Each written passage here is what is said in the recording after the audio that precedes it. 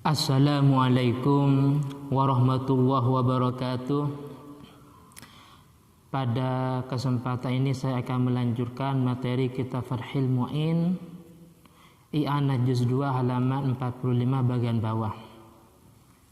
Bismillahirrahmanirrahim. Qala al-mu'allifu rahimahullahu ta'ala wa nafa'ana bi ulumihi ya rabbal alamin. Bismillahirrahmanirrahim. Walau iktada, jika makmum berjamaah atau bermakmum biman kepada imam. Biman kepada imam donnahu ahlan.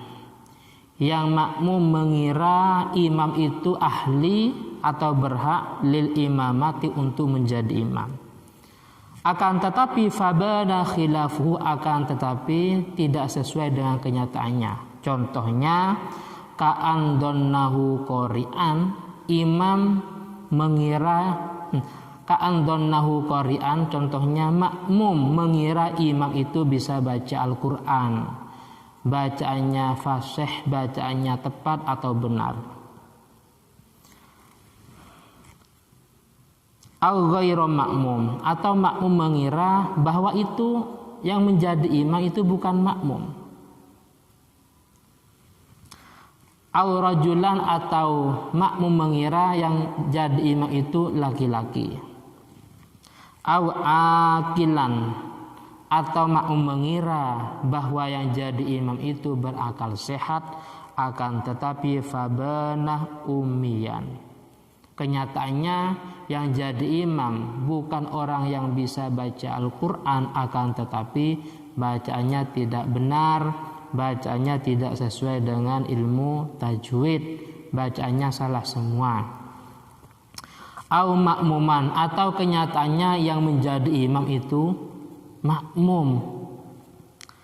Au imro'atan, atau yang menjadi imam itu laki-laki. Tadi kan mengira dia laki-laki, ternyata yang jadi imam perempuan, maksudnya perempuan.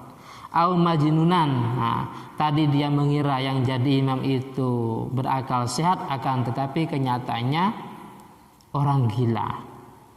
Bagaimana kalau seperti ini? Maka a'ada sholata, maka makmum itu wajib mengulangi sholatnya. Wujuban, wajib hukumnya. Kenapa? Karena litakswirihi, karena makmum itu dianggap lalai bitarkil bahsi fi dzalika. Sebelum sholat dia tidak meneliti kira-kira yang jadi imam ini berakal sehat apa tidak, ini laki-laki apa perempuan, ini bisa baca Fatihah apa enggak umpamanya. Maka kalau memang kenyataannya seperti tadi, maka makmum wajib mengulangi lagi.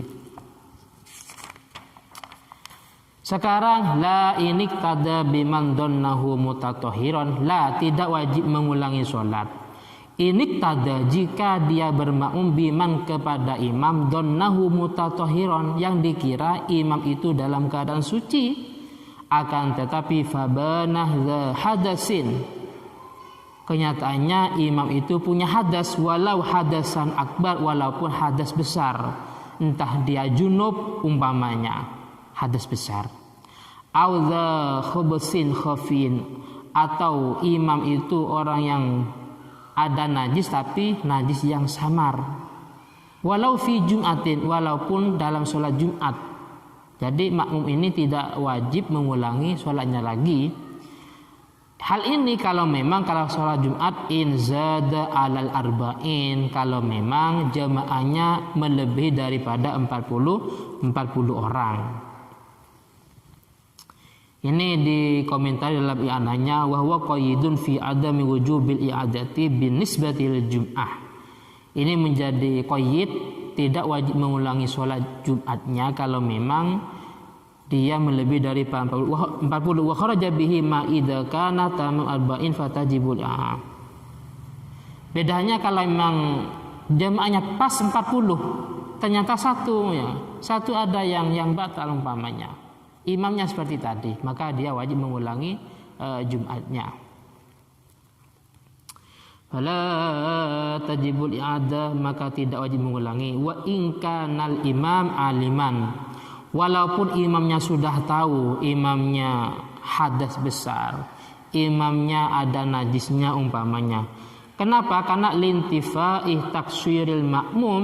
Karena dalam masalah ini imamnya yang hadas, imam yang ada najisnya, makmum tidak dianggap lalai. Bedanya dengan tadi, imamnya ternyata gila, imamnya ternyata nggak bisa baca Quran, imamnya ternyata perempuan, itu dianggap lalai. Kalau masalah ini nggak dianggap lalai. Kenapa? Dikarenakan illa amarata alaihima, karena tidak ada tanda-tanda dalam masalah ini. Oh, imamnya hadas umpamanya, nggak ada tanda-tandanya. Oh, imamnya ada najisnya umpamanya, nggak ada tanda-tandanya. Oleh karena itu oleh karena itu hasolalahu fadlul jam'ati, makmum tadi mendapat fadilah sholat berjamaah. Cuman sekarang gini, amma idza bana, kalau kenyataannya imam tadi khabasin zahir, ternyata dia ada najisnya yang sifatnya najis zahir, fayalzamuhul i'adah, maka wajib bagi makmum untuk mengulangi sholatnya lagi.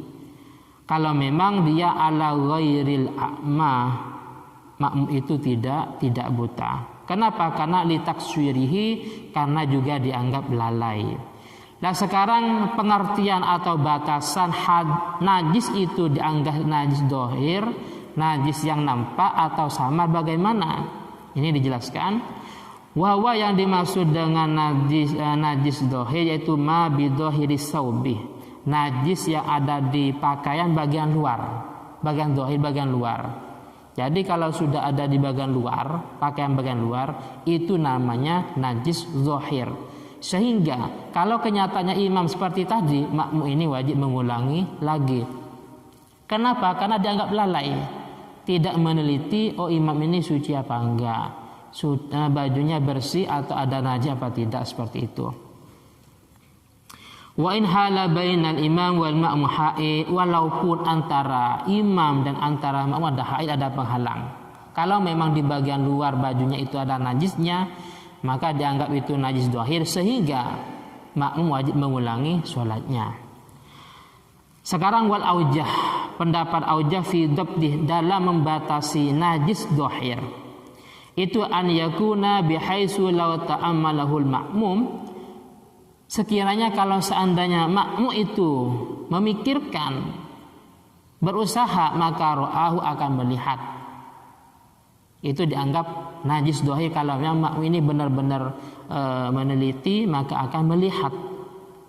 Sedangkan wal khafiyuh, yang dimaksud dengan najis khafi, najis yang samar sehingga tidak wajib mengulangi sholat bagi makmum, yaitu bihilafihi, sebaliknya. Artinya seandainya berusaha ingin tahu, ternyata tetap tidak ada najisnya umpamanya secara zahir, maka itu dianggap najis khafi, sehingga makmum tidak wajib mengulangi sholatnya lagi. Wasahhahan an-Nawawi fi tahqiq, dan hal ini Imam Nawawi menganggap sahih, membenarkan dalam kitab tahqiqnya, membenarkan adama wujubil i'adati mutlaqon, secara mutlak makmum tidak wajib mengulangi sholatnya lagi. Mungkin ini yang bisa saya sampaikan, dan mungkin ada yang kurang jelas atau kurang paham, silahkan ditanyakan dalam channel ini. Akhiran, assalamualaikum warahmatullahi wabarakatuh.